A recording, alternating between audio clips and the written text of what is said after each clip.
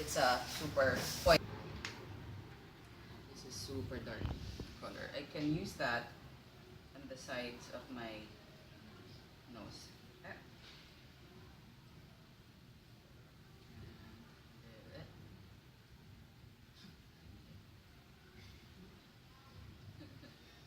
Okay.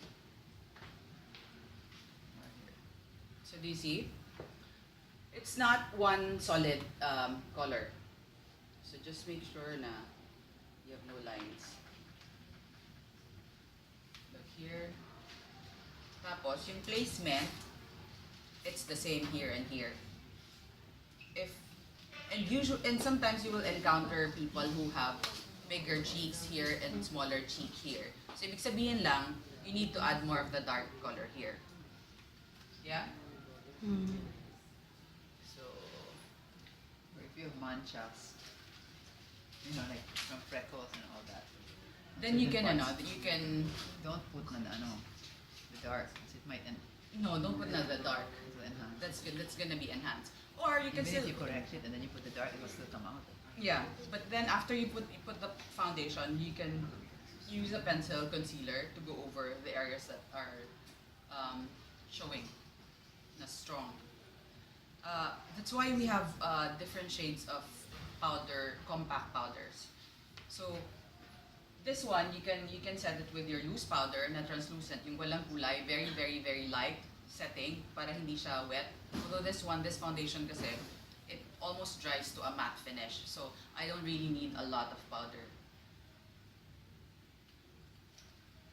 So what I'm gonna do is go over the areas that are light with a light powder also. And then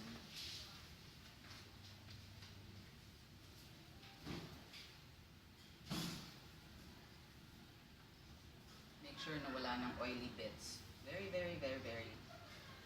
Of course, with an actual client, you need to be a lot more gentle.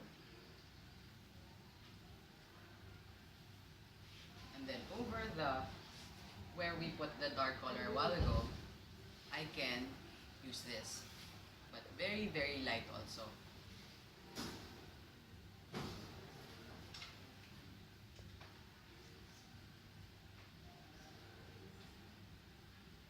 So when you view it from like this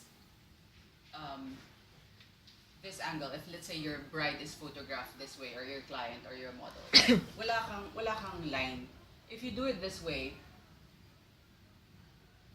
guaranteed may line yon. So that's what's gonna happen. So no lines palagi. Dark again on my edges, the edges of my forehead. Dark again here, the area that I wanted to soften, and a little bit here on the tip of my nose so that it's not so below. Para medyo pointed siya. So same thing.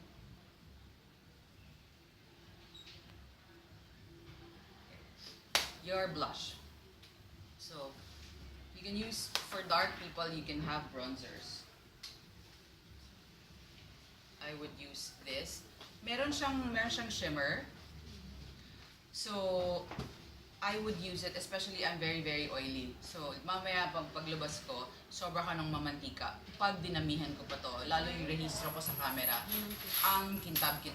So, if I'm gonna use something that has shimmer, it has to be very, very, very little. Since sobrang konti lang. So, that's like a mild, a light bronzer.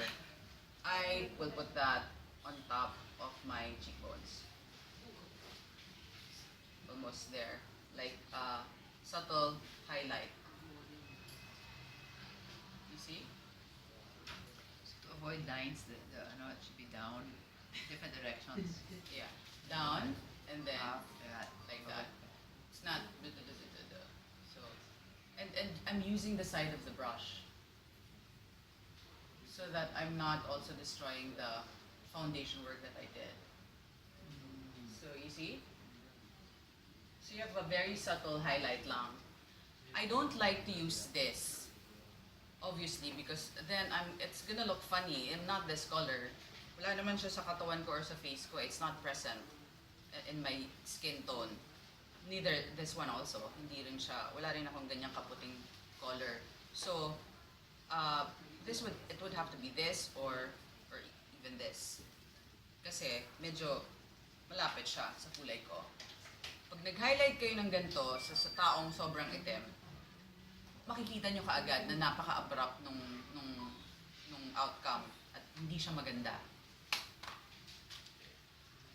Do I want blush? No, not really. I'm not a fan of blush, but just to show you if I'm to put blush on someone like me, how do I put it and where do I put it? I don't want anything that's too strong.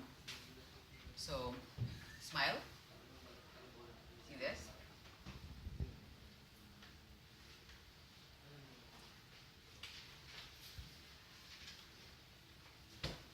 Same thing. It's going over the bronzer that I put a while ago and more on the apples. Remember that invisible triangle that I told you about?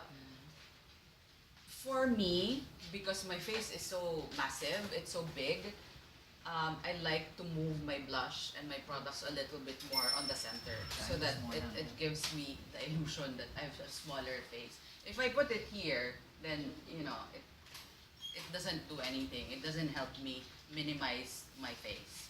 So that's why the dark is here, and then the color, the blush, is almost here inside. So, magkakaiba ang application, ang paglagay ng products is gonna be different for everybody. Like how I did it on me is definitely not applicable on Chris. That's not gonna work. If you do that, if you make this lubog, then you're gonna make her look old and gaunt and hungry and like she's not eating. So, see? So I have what? 3 shades of foundation, 2 shades of powder, 2 shades of blush. But do you see how it's not caking and it's not super duper heavy?